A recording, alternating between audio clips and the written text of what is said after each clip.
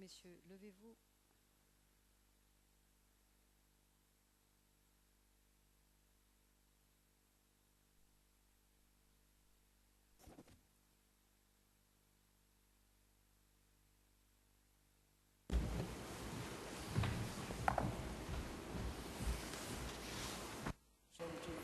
The President, please be seated.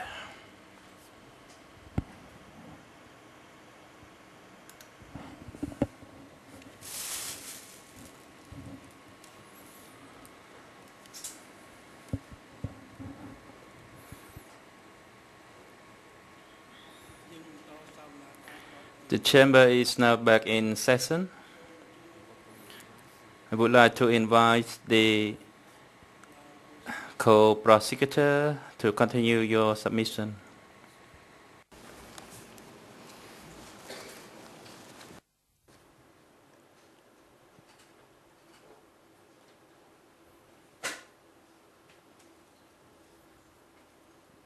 Je vous remercie, Monsieur le Président, Madame la juge, Messieurs les juges.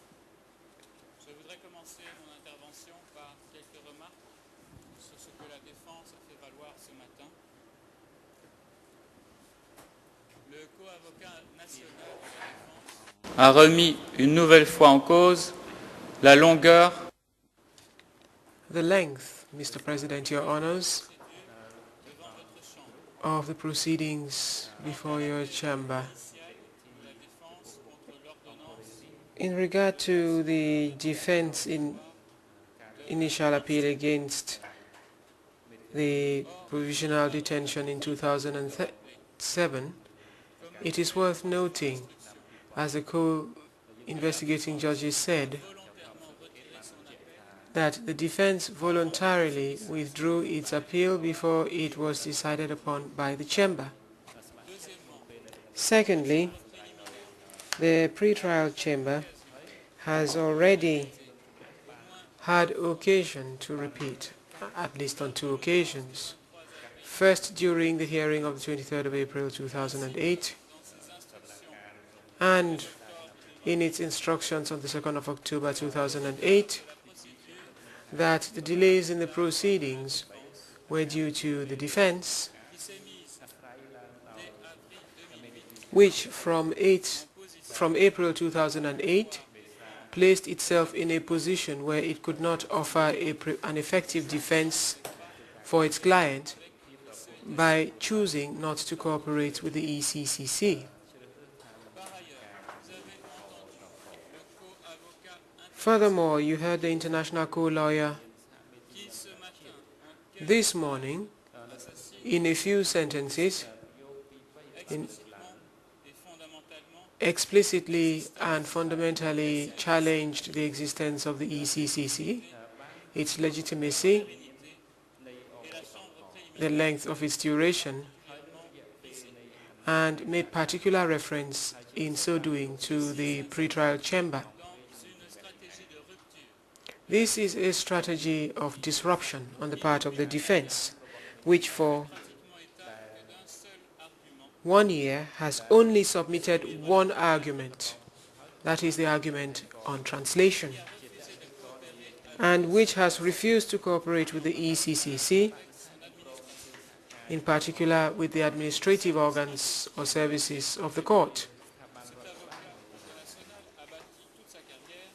This strategy, on which this international lawyer has based all his career, consists in willfully disrupting and delaying proceedings so that no trial worthy of the name can be concluded within a reasonable time frame. Can this chamber afford to continue to tolerate such a strategy before the ECCC? Can it be tolerated further when impunity is coming to an end, when charged persons are aging, when victims have been waiting for so long for justice to be done, and efficiently in compliance with international standards?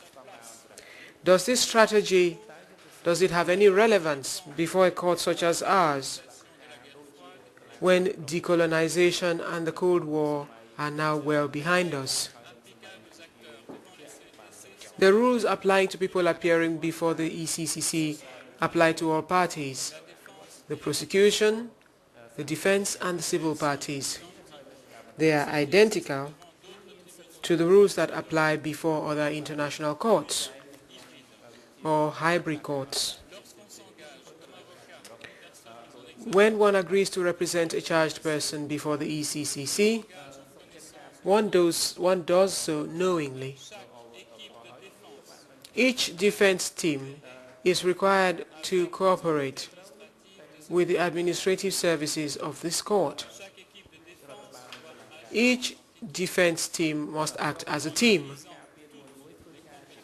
by using all the skills, means, and resources, both linguistic and intellectual,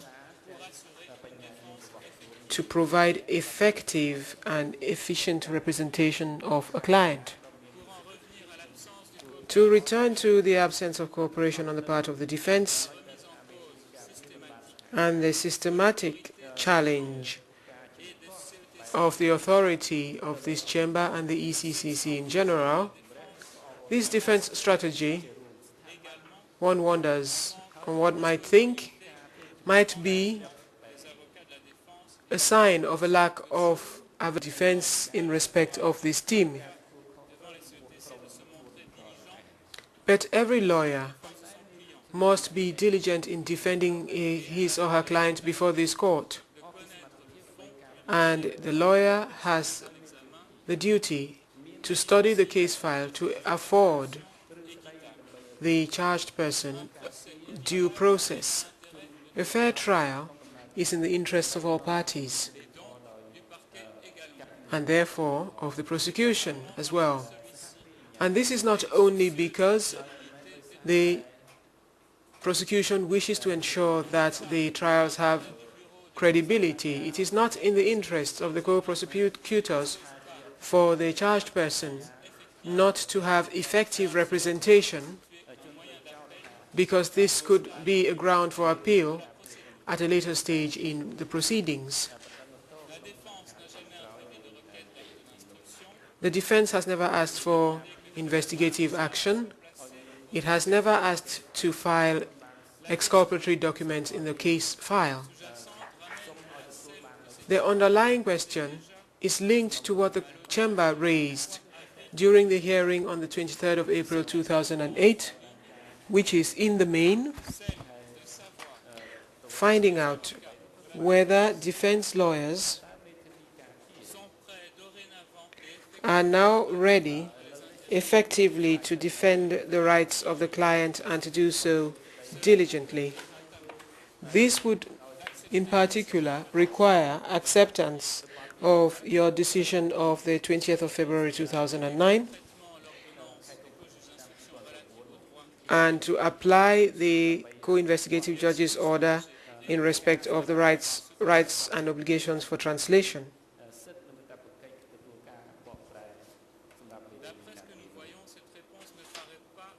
In our view, this application should not be granted, so the chamber can draw all the necessary inferences in order to preserve the fundamental rights of the charged person.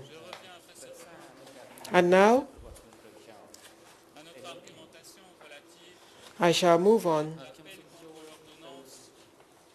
to the appeal against the order on the extension of provisional detention. Rules 63, 6, and 7 provide for review of the detention. This review is carried out after having heard the defense alone. The prosecution and the civil parties are not authorized to submit their viewpoints, at least at that stage. In case of extension of provisional detention, the charged person may appeal against a decision, a reasoned decision, which he has done. It is now for the appellant to provide sufficient material to support the fact that the reasoning set forth by the co-investigating judges in their extension order is in error or is no longer justified. It is for the defense to identify a material change in the circumstances or a change in the conditions of detention. This is not the case in the extension order or the appeal against the order, because it relies solely on the violation of the defense's rights in respect of appeal, which you found not to exist on the 20th of February. The defense considers that the expiry of the detention is a change to take into consideration. It is not a change in circumstance, because the purpose of the periodic review of the investigating judges is to ensure that the conditions for necessary detention are being met. Furthermore, due to the extension of the order, provisional detention remains legal. As we have said before, in their order, the co-investigating judges also took into account the duration of the detention in order to come to their decision. They found this to be reasonable because of the complexity of the file, the seriousness of the crimes, and the scope of the investigations. The defense also failed to show how detention for a year could have caused prejudice or could have been prejudicial to the charged person and prevented a fair trial. As to the well-founded reasons to believe that the charged person committed the crimes, I make reference to Rule 63.3a, which I did not develop this morning, and which I wish to refer to now. The investigation record still contains facts and information to convince an objective observer that the person concerned may have been responsible for the crimes mentioned in the introductory submission or may have committed them. The co-investigating judges showed why in their order of the 18th of November 2008, which itself refers to the order of 28th October. Although none of the two appeals of the defense contain arguments concerning the well-founded reasons to believe or an analysis of the evidence in the investigation file, because the defense considered that it did not have access to the case record in a language it understood, it still made vague references, particularly in paragraphs 7, 44, and 85 of the appeal that was discussed this morning, and paragraphs 8 and 49 of the second appeal, which we are discussing this afternoon. The defense advanced the alleged lack of diligence on the part of the co-investigating judges in conducting their investigations. We consider, first of all, that the evidence that was submitted in support of the introductory submission is sufficient to satisfy the test of well-founded reasons to believe even a year later. This material is well-founded, it's abundant, it's supported, and has never been seriously challenged. More material which has been submitted for a year now, or for more than a year now, can also be advanced. It shows the diligence of the co-investigating judges. First, since the issuance of the first detention order,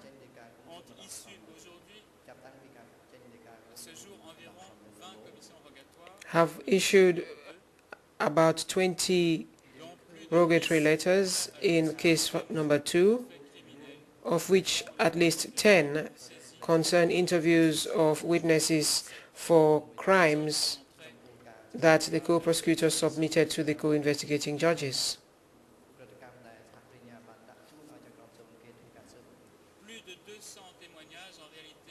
In fact, more than 200, in fact closer to 300 interviews have been conducted concerning the crimes of which the 5 charged persons are suspected in case number 2. This objective fact is contrary to the defense statements regarding the alleged lack of diligence on the part of the co-investigating judges.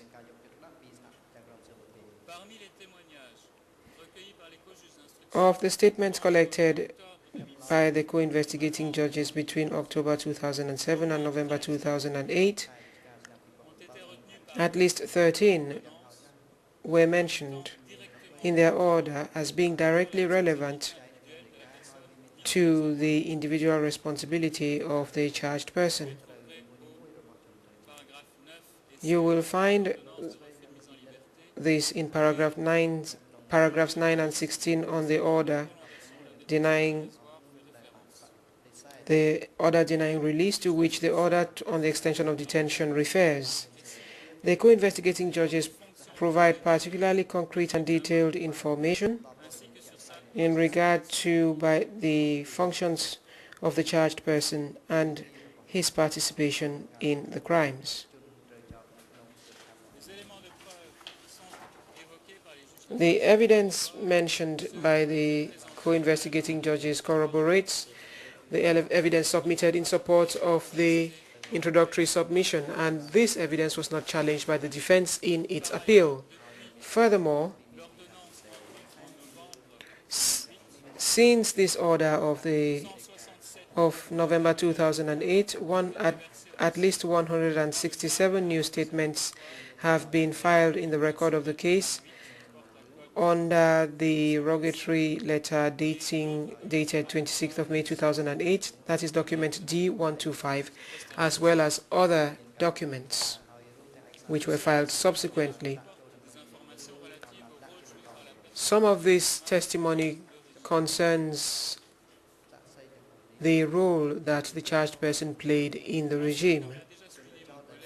As my colleague has already said, the relevant evidence in case number 1 was transferred into case number 2 by the co-investigating judges on the 30th of May and the 20th of October 2008. The abundant evidence pertaining to S21 and its director, Duck, including his interrogation by the co-investigating judges, are key elements which concern the charged person directly, whose subordinates were detained, tortured, and executed in S21. Material in the record of the case shed light on the role of the charged person in the arrest of his subordinates and mention the transmission to the charged person of the confessions obtained under torture in S21. This is not confidential information. The role of the charged persons, chronological tables detailing the actions of the charged persons, this charged person and other charged persons before, during, and after the Democratic Kampuchea period, and which shows the continuity and the extent of the commitment or involvement of the charged person in the Khmer Rouge. The co-prosecutors have also filed compiled lists of S21 detainees, amongst other pieces of evidence. It is obvious that the supplementary elements filed in the record of the case are abundant and relevant, and that every day new evidence is filed in the record of the case. So it cannot on any account be said that there is any lack of diligence on the part of the co-investigating judges when investigation continued all through 2008 and 2009, as the record of the case shows.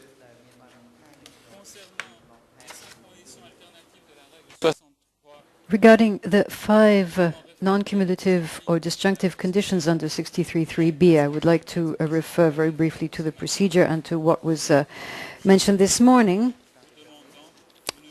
And to conclude, I would like to ask you to reject the argumentation submitted by the defense in its appeals brief and to confirm the order by the co-investigating judges for the extension of provisional detention of the charged person for another maximum period of 1 year.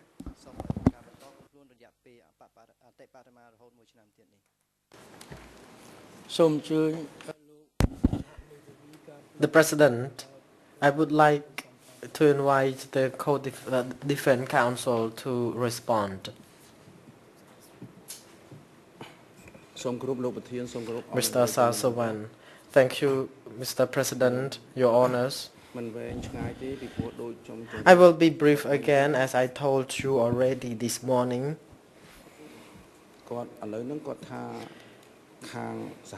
Now, the prosecutors said that the defense counsel is guilty, is having mistake because by doing so we only want to prolong the detention of our client, and that by doing so we have not properly defend our client.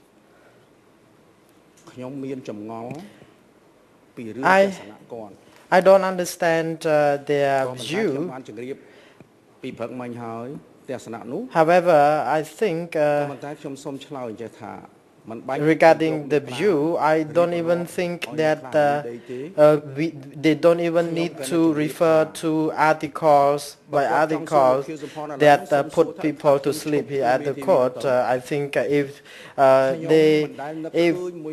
Kieu Samphan was not happy with me, he would have fired me. And I never intended to extend any proceedings which regardless of the proceedings before the pretrial chamber or the ECCC itself, I really abide by the proceedings, although I'm not very happy. However, if I did not do so, then I will not be able to properly defend my client. Only a stupid or crazy defense lawyer who would file applications to put or to delay the extension of their client. But on the contrary, we would like him to be released.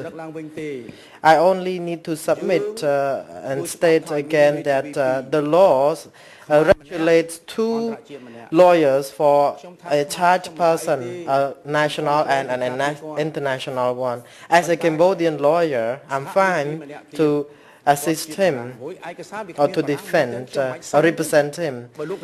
And in Cambodia, even the municipal court in Phnom Penh or other national courts, whenever there is a case related to a foreigner, then we need a translator to translate. Then I think prosecutors may be in the position to, argue whatever they want, but as a lawyer, I'm not that stupid to want to further detain my client, and I just want to seek justice. I want justice to be done. That's it. And I don't want to be long. I know that my opinion is different from that of the co-prosecutors, because when I see an object as a wooden object, then the co-prosecutors saw it as a metal object. So I think we so divided. But I would like to make sure that justice is served here. I believe in the court. We have experience, we learned from the experience from the international judges and lawyers, and we learned from the victims also. We should use the language of a legal officials. We don't really want to use the vention language, the language which seeks retaliation in the court. So it does not benefit my client at all to further detain him because he is old. And I know the Premier, the Prime Minister of Cambodia recently just stated this position also. So once again, I'm very grateful, and I would like to also address the victims that I never want to object you to make any voice heard, but I think according to the proceedings, you are not allowed. The President. The Defense Counsel, Mr. Jacques Verche, would you like to make any comment? Le procureur adjoint.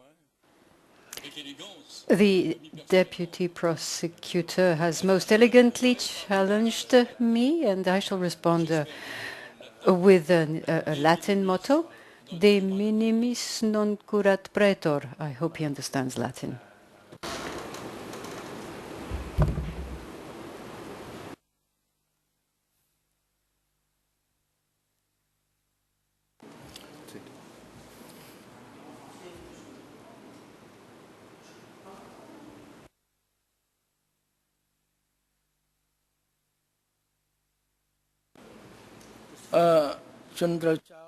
The President, Mr. Kieu Samphan, would you like to make any final statement concerning this appeal?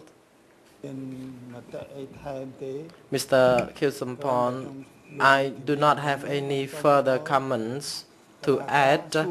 My lawyer asked me whether the court has wants me to fire them, and I just would like to confirm that I would never want to fire them because I need them to make sure that the legal principles are preserved here.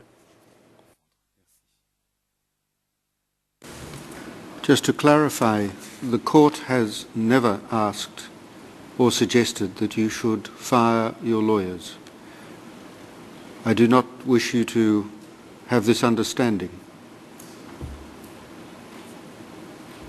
You are free to choose your own lawyers, and you need to understand that. The court does not have any say in this. This is your decision.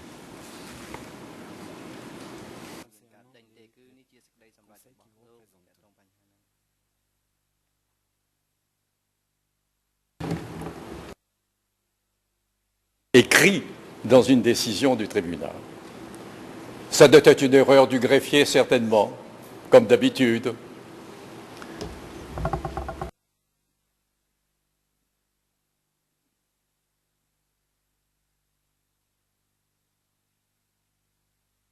Written in a decision of the court, and this may, as usual, have been an error of the greffier.